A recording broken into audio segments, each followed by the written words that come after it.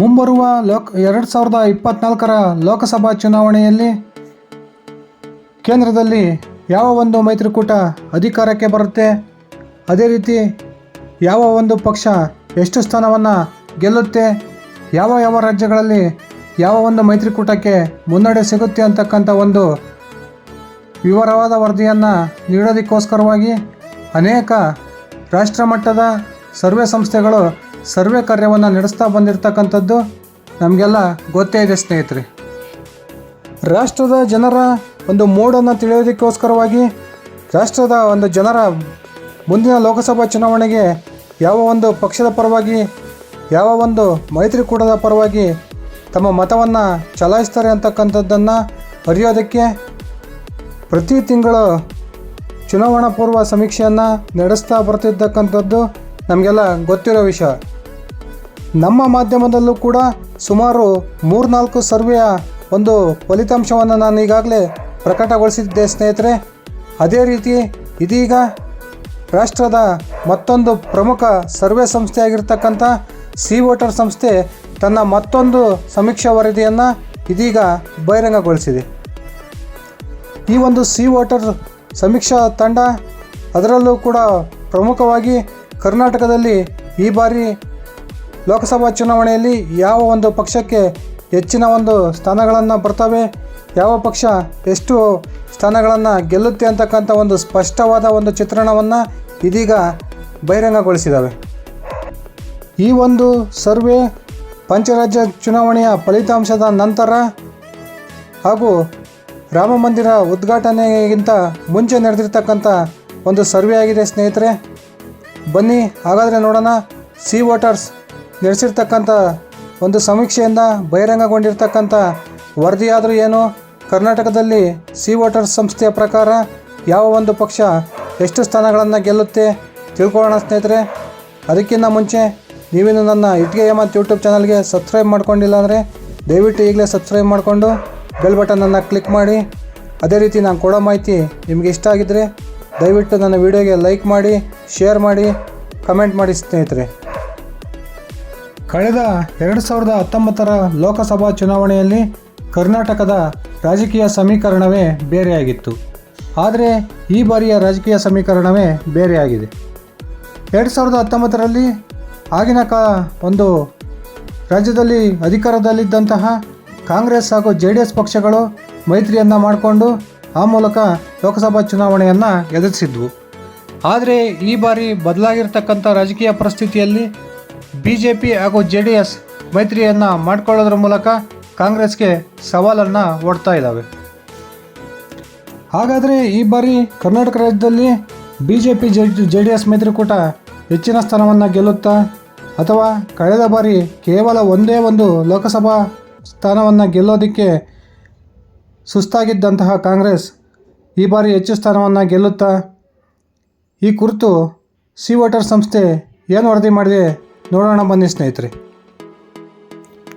ಕಳೆದ ಲೋಕಸಭಾ ಚುನಾವಣೆಯಲ್ಲಿ ಕರ್ನಾಟಕ ರಾಜ್ಯದಲ್ಲಿ ಒಂದು ಮೈತ್ರಿಯನ್ನು ಮಾಡಿಕೊಂಡಿದ್ದಂತಹ ಕಾಂಗ್ರೆಸ್ ಹಾಗೂ JDS 28 ಲೋಕಸಭಾ ಕ್ಷೇತ್ರಗಳ ಪೈಕಿ ತಲಾ ಒಂದೊಂದು ಲೋಕಸಭಾ ಕ್ಷೇತ್ರವನ್ನಷ್ಟೇ ಗೆಲ್ಲೋದಕ್ಕೆ ಸಾಧ್ಯವಾಗಿತ್ತು ಸ್ನೇಹಿತರೆ.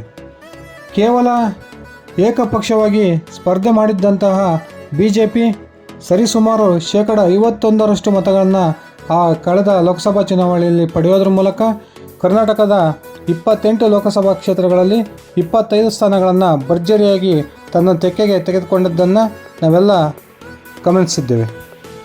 ಆದರೆ ಇದೀಗ ಸಿ ವೋಟರ್ ಸಂಸ್ಥೆ ಬಹಿರಂಗಗೊಳಿಸಿರ್ತಕ್ಕಂಥ ಸರ್ವೆಯ ಪ್ರಕಾರ ಯಾವ ಪಕ್ಷಕ್ಕೆ ಎಷ್ಟು ಶೇಕಡ ಮತಗಳು ಲಭ್ಯವಾಗಬಹುದು, ಈ BJP ಕಳೆದ ಬಾರಿ ಪಡೆದುಕೊಂಡಿದ್ದಂತಹ 51% ಮತಗಳನ್ನು ಈ ಬಾರಿ ಉಳಿಸ್ಕೊಳ್ಳುತ್ತಾ, ಅಥವಾ ಅದಕ್ಕಿಂತ ಹೆಚ್ಚು ಮಾಡಿಕೊಳ್ಳುತ್ತಾ, ಅಥವಾ ಅದಕ್ಕಿಂತ ಕಡಿಮೆ ಮತಗಳನ್ನು ಪಡೆಯುತ್ತಾ ರಾಜ್ಯದಲ್ಲಿ ಅಧಿಕಾರದಲ್ಲಿರ್ತಕ್ಕಂಥ ಕಾಂಗ್ರೆಸ್ ಪಕ್ಷ ಎಷ್ಟು ಶೇಕಡ ಮತಗಳನ್ನು ಪಡಿಬೋದು ಅನ್ನೋದನ್ನು ಸ್ಪಷ್ಟವಾಗಿ ಈ ಸಿ ವೋಟರ್ ಸಂಸ್ಥೆ ಇದೀಗ ತನ್ನ ವರದಿಯಲ್ಲಿ ತಿಳಿಸಿದೆ.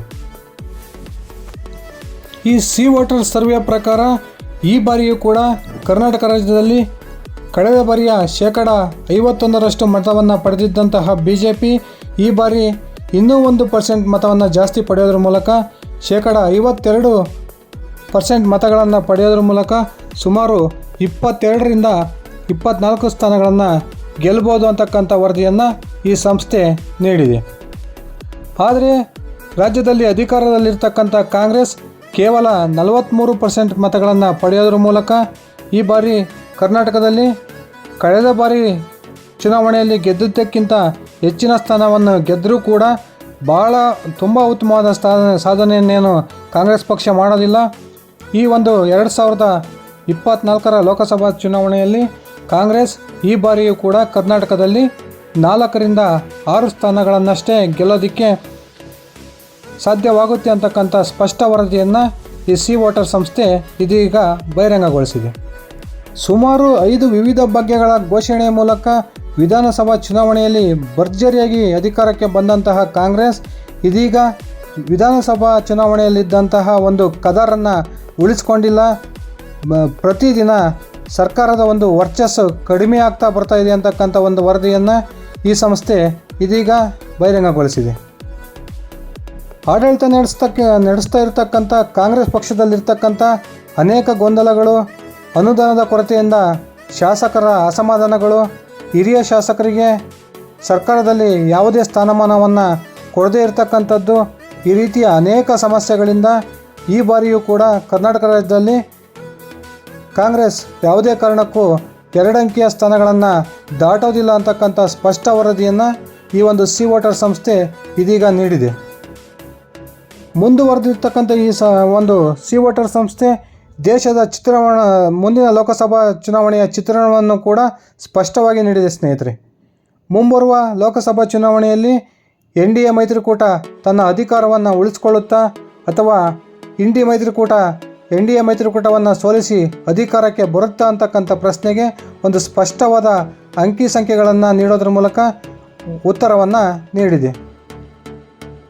ಈ ಒಂದು ಸರ್ವೆ ಸಂಸ್ಥೆಯ ಸರ್ವೆಯ ಪ್ರಕಾರ NDA ಮೈತ್ರಿಕೂಟ ಈ ಬಾರಿಯೂ ಕೂಡ ಸುಮಾರು 319ರಿಂದ 339 ಸ್ಥಾನಗಳನ್ನು ಪಡೆಯೋದ್ರ ಮೂಲಕ ಮತ್ತೊಮ್ಮೆ 3ನೇ ಬಾರಿಗೆ ರಾಷ್ಟ್ರದಲ್ಲಿ ಅಧಿಕಾರಕ್ಕೆ ಬರುತ್ತೆ ಅಂತಕ್ಕಂಥ ಸ್ಪಷ್ಟವಾದ ಒಂದು ಅಂಕಿ ಸಂಖ್ಯೆಯನ್ನು ಈ ಸಂಸ್ಥೆ ನೀಡಿದೆ.